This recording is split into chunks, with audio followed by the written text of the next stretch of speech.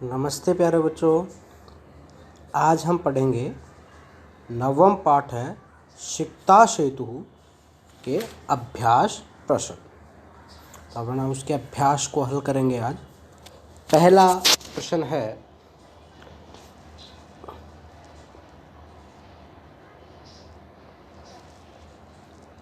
एक पदेन उत्तरम लिखत। जो आपके अभ्यास प्रश्न है उनमें नहीं है, लेकिन अपन ने ऐड किया है। एक पद में लिखना है, जो हमने पढ़ा है उसको। कै बाले विद्याम न अधितवान। यानी कौन, किसने बाल्यकाल में विद्या को न अधितवान नहीं पढ़ा था। किसने विद्या को नहीं पढ़ा था? तो तपोदतः। तपोदतः कयाम विद्याम अवाप्तुम प्रवृत्तो अस्मि। तपोदत्त क्या, किस प्रकार से विद्या को अवाप्तुम प्राप्त करने में प्रवृत्त हुआ था? तपस्या के द्वारा। मकरालय कै शिलाभि सेतुम बंध है। मकरालय समुद्र में कै कौन, किसने शिलाभि शिलाओं से सेतु बंध सेतु बनाया था? राम है, राम ने बनाया था लंका में जाने के लिए। मार्ग भ्रांत संध्या कुत्र उपहिति। मार्ग भ्रांत है, मार्ग से भटका है। संध्या में कुत्र उपहिति कहाँ मिलता है? गृहम, घर पर। पुरुष सिकता भी किम करोति। पुरुष सिकता भी रेत से क्या कर रहा था? सेतु निर्माण। अब जो एनसीईआरटी की बुक में दिया हुआ है पहला प्रश्न, वो है अगला प्रश्न अपना। अधोलिखित प्रश्नानाम उत्तराणि संस्कृत भाषया लिखित। इन प्रश्नों के उत्तर संस्कृत में लिखने। अनधीतः तपोदतः कई ग्रहीतो अभवत्। अनधीतः नहीं पढ़ने वाले, तपोदत ने कई किससे ग्रहीतो अभवत्, किससे अपमानित हुआ? तो अनधीतः तपोदतः कई, वो लिखेंगे हम। कुटुम्बी भी मित्रई ज्ञाति जनस्य ग्रहीतो अभवत्। तो कई के स्थान पे कौन कौन थे वो लिख दिया हमने। कुटुम्बु भी मित्रई ज्ञाति जनस्य। तपोदतः केन प्रकारेण विद्यावाप्तुम प्रवृत्तो अभवत्। तपोदत्त केन प्रकारेण, किस प्रकार से। तपोदत्त केन प्रकारेण, किस प्रकार से विद्यावाप्तुम विद्या प्राप्त करने में प्रवृत्तो अभवत् प्रवृत्त हुआ। किस प्रकार से, केन प्रकार, केन यानी किस प्रकार से, किस तरीके से वो विद्या प्राप्त करना चाह रहा था, कार्य में लीन हुआ।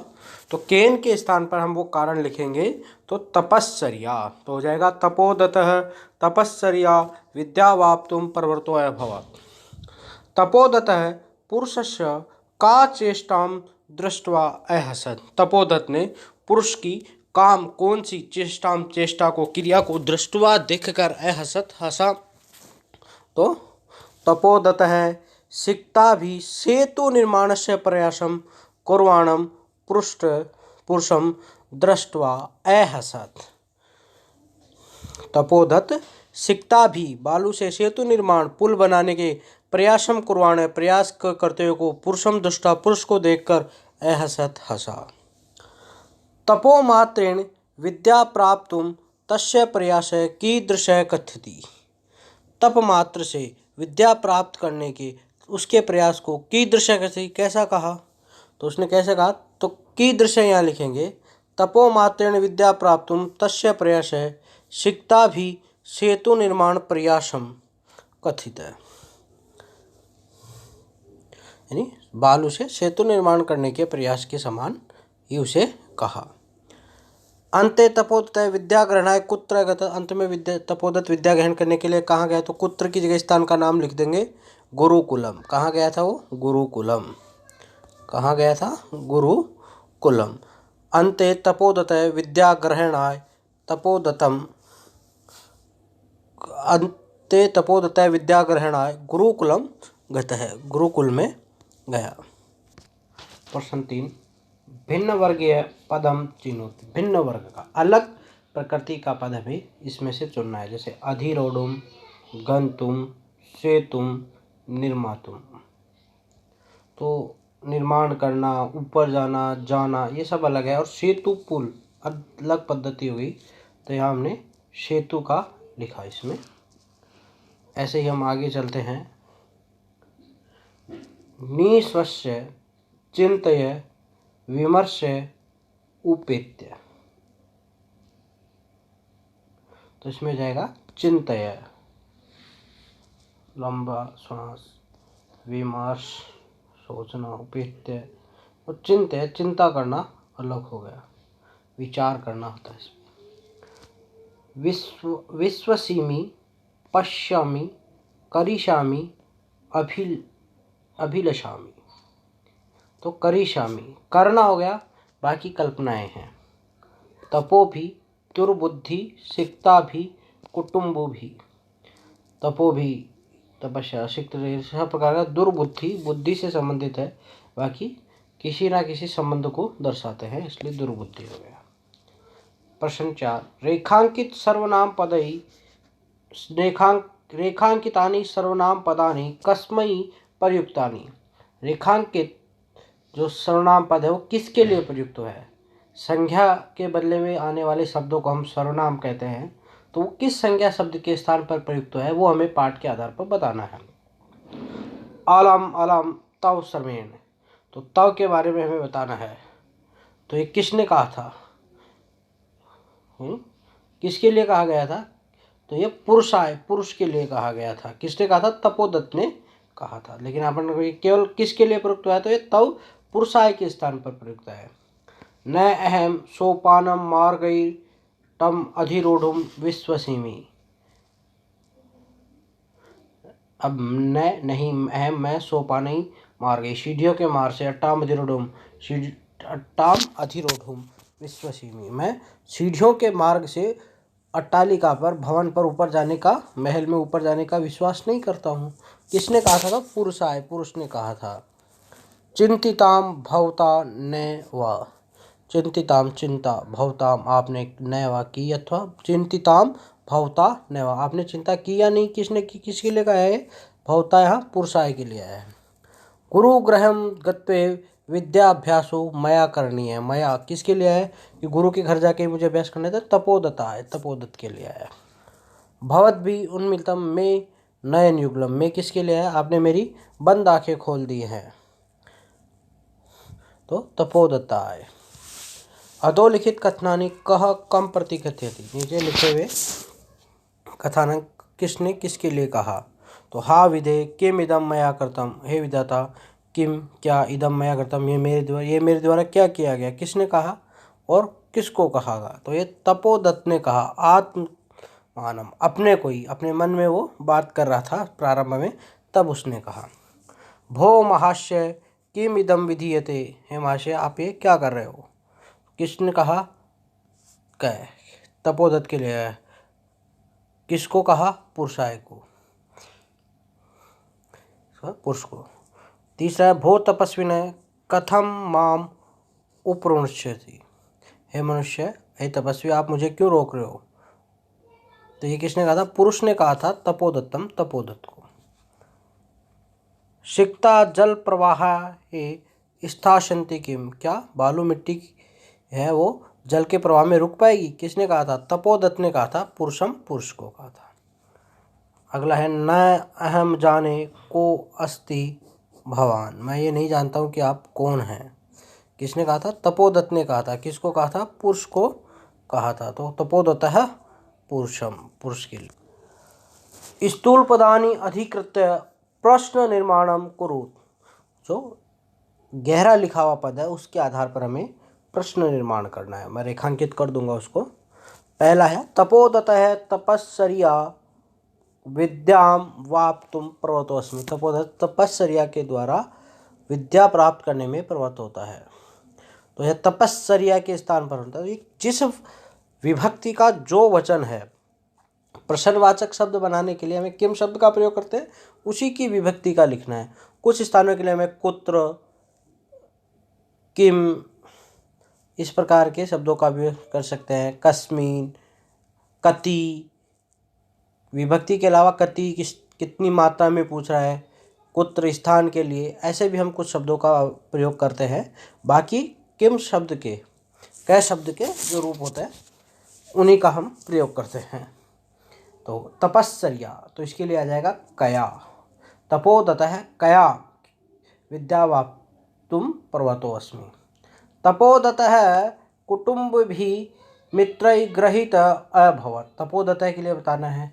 तो तपोदत्त कर्ता के रूप में है, प्रथमा एक वचन का रूप है, तो हम यहाँ लिख देंगे कह, प्रथमा एक वचन। कह कौन? पुरुषः नद्यां सिक्तः भी सेतु निर्माणम प्रयतते। पुरुष नद्यां नदी में, सिक्ता भी बालू के द्वारा, सेतु निर्मातुम प्रयते सेतु निर्माण का प्रयास करता है। नद्या यहाँ रेखांकित है, तो हमें इसकी जगह कौन सा आएगा? नद्याम, तो ये इसी के हिसाब से आ जाएगा कश्याम। कौन सा आ जाएगा? कश्याम। अब यह स्थान है, तो हम स्थान के लिए कुत्र भी लिख सकते हैं। दोनों आंसर सही होंगे। पुरुष है कुत्र सिक्ता भी सेतु निर्माणम तुम प्रयतते। पुरुष कहाँ पुल बनाने के लिए प्रयासरत था, नहीं तो विभक्ति के आधार पर लिख सकते हैं। तपोदत है अक्षर ज्ञानम विनय वैदुषम वाप्तुम अभिलष्यति। तपोदत अक्षर ज्ञान के बिना ही विद्वान बनने का अभिलाषी था। अब ये कौन सी विभक्ति का है, तो ध्यान में आता है द्वितीय विभक्ति का रूप है, तो किम शब्द की द्वितीय विभक्ति का रूप लिख देंगे कम। तपोदत है कम विनय वैदुषम व्याप्तुम अभिलष्यति। आगे है तपोदत है विद्या अध्ययनाय गुरुकुलम अगच्छत। तपोदत विद्याधन के लिए गुरुकुल गया। अब विद्याधनाय चतुर्थी का रूप है, ठीक है, तो उसका रूप भी कर सकते हैं। और वो किस लिए गया था गुरुकुल, इसको बताने के लिए हम सीधा अर्थम के योग में चतुर्थी का प्रयोग होता है, वो लगा के भी किम शब्द लिख सकते हैं। तपोदत है किम अर्थम गुरुकुलम अगच्छत। तो एक तो ये हो गया, अर्थम के योग में चतुर्थी विभक्ति का प्रयोग होता है, इसलिए हमने सीधा वो पद लगाया, किम शब्द के रूप से लिखा जाता है, और उसको हमने बना दिया। अगला है गुरुगृहम गत्ते विद्याभ्यासम करणीयम। गुरुगृहम गत्ते विद्याभ्यासम, गुरु के घर जाके ही मुझे विद्याभ्यास करनी चाहिए। गुरुगृहम तो यहाँ हो जाएगा कुत्र, स्थान है ना, तो कुत्र आ गया। कुत्र गत्ते विद्याभ्यासम करनी है। अगला प्रश्न है उदाहरण अनुसत्यम अधोलिखित विग्रह पदानाम सप्त पदान समस्त पदानी लिखत। नीचे जो विग्रह पद किए हैं उनका समस्त पद बनाना है। समास विग्रह किया हुआ है, समस्त पद लिखना है। जैसे संकल्पस्य सात्यतेन, तो संकल्प सात्यतेन यह षष्ठी तत्पुरुष समास का उदाहरण था। यह संकल्पस्य का पहले पद का प्रथम पद का इन्होंने विभक्ति का लोप करके और संयुक्त करके लिख दिया, तो समस्त पद हो गया। अब आगे चलते हैं अक्षराणाम ज्ञानम, अक्षरों का ज्ञान, तो ये भी षष्ठी तत्पुरुष का उदाहरण है। मिला के लिखेंगे तो अक्षर ज्ञानम, पहले पद का विभक्ति हटा दिया इन्होंने, अक्षर ज्ञानम लिख दिया। सिक्ताया सेतु, पंचमी तत्पुरुष, प्रथम विभक्ति हटा देंगे, सिक्ता सेतु। पितु चरण ही, ये भी पंचमी का ही है, तो पितृ चरण ही। गुरुग्रहम पंचमी तत्पुरुष, तो गुरु ग्रहम। ये जो कुछ शब्द हैं जो दोनों विभक्तियों में आते हैं, उनका उसके वाक्य के हिसाब से निर्धारण कर लिया जाता है। विद्या अभ्यास है, विद्याभ्यास है, तो यहाँ भी विभक्ति का लोप किया हमने प्रथम पद की का और मिलाकर लिख दिया, तो समस्त पद बन गया। विग्रह पद से समस्त पद बनाना आसान है, लेकिन समस्त पद दिया हो तो हमें थोड़ी सी कठिनाई हो सकती है। अब आगे देखते हैं, उसका यही जो अभी हम बात कर रहे थे ऊपर वही प्रश्न है। उदाहरणम अनुसृत्य अधोलिखित नाम समस्त पदानाम विग्रह करो, समस्त पद का विग्रह करना है। जैसे नयन युगलम, नयनयो युगलम। अब जो विभक्ति अलग हुई थी वो लगानी है। जल प्रवाहाय, तो जल के प्रवाह को, तो जलस्य प्रवाह षष्ठी तत्पुरुष का उदाहरण है। तपश्चर्या, तपश्चर्या, तो तपस्यः चर्या। जलोच्छल ध्वनि, तो जलस्य उच्छल ध्वनि, जल के उछलने की आवाज। सेतु निर्माण प्रयास है, सेतु निर्माणस्य प्रयास है, यानी समस्त पद में विभक्ति का जो लोप हुआ था उस विभक्ति को वापस लाना ही विग्रह कहलाता है। आगे उदाहरणम अनुसृत्य कोष्टकात् पदम आदाय नूतनम वाक्यम द्वय रचयत। उदाहरण का अनुसरण करके कोष्टक में दिए गए जो पद हैं उसको आधार लेकर या उसको लेकर नए वाक्यों की रचना करनी है, दो वाक्यों की। अब पहला इन्होंने लिखा है अलम चिंतयः, तो इसने यहाँ कहा गया अलम योगे तृतीया। तो अलम के योग में तृतीया विभक्ति का प्रयोग होता है। तो अलम शब्द के साथ जो शब्द जुड़ रहा है वो तृतीया विभक्ति का जुड़ रहा है। यहाँ चिंता शब्द था, स्त्रीलिंग का रूप था, तो आकारांत स्त्रीलिंग के अनुसार इसका रूप चिंतया बनता है तृतीया एकवचन में, तो अलम चिंतया। अब ऐसे इन्होंने लिखा भय, तो भय से क्या बनेगा, भय अकारांत शब्द है, पुल्लिंग के आधार पर चला लेंगे अकारांत का, तो अलम भयेन। कोलाहल में भी तृतीय विभक्ति का प्रयोग करके लिखना है कोलाहल शब्द से, तो अलम कोलाहलेन, ये भी अकारांत का ही उदाहरण था, इसलिए हमने इसमें राम शब्द के अनुसार इनके रूपों में तृतीय विभक्ति एकवचन के रूप बनाकर लिखे। अब ऐसे ही है अनुयोगे द्वितीया, अनु उपसर्ग के योग में द्वितीय विभक्ति का प्रयोग होता है। तो अब द्वितीय विभक्ति के अनु के उपसर्ग का हमें प्रयोग यहाँ दिखाया गया, माम अनु स गच्छति, वह मेरे पीछे जाता है। अब यहाँ अनु का प्रयोग करना है ग्रह, ग्रहम अनु उद्यान अस्ति, तो ग्रहम में द्वितीय विभक्ति आ गई, ग्रहम अनु उद्यान अस्ति, घर के पीछे उद्यान है पर्वत, तो पर्वतम अनु नगरः अस्ति, पर्वत के पीछे नगर है। ठीक है, तो यहाँ पर्वतम और ग्रहम में हमने द्वितीय विभक्ति का प्रयोग है, जिसके साथ आता है, जिसके योग में, जिसके लिए अनु का प्रयोग किया जा रहा है, जिसके पीछे लिया जा रहा है, ठीक है, उसमें द्वितीय विभक्ति का प्रयोग किया जाएगा।